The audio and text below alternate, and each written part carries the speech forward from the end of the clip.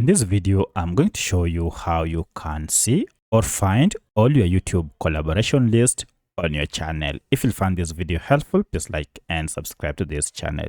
So if you had collaborated with other creators and you wish to see this list, it's pretty simple. Just go ahead and click on YouTube Studio. This will take you directly to your YouTube Studio. From your YouTube Studio, go ahead and click on Content, and then under Content, head to Collaborations.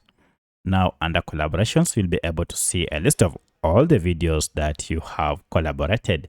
From here, you can manage this list by just clicking on this Manage Collaborations here and decide what you want to do with it.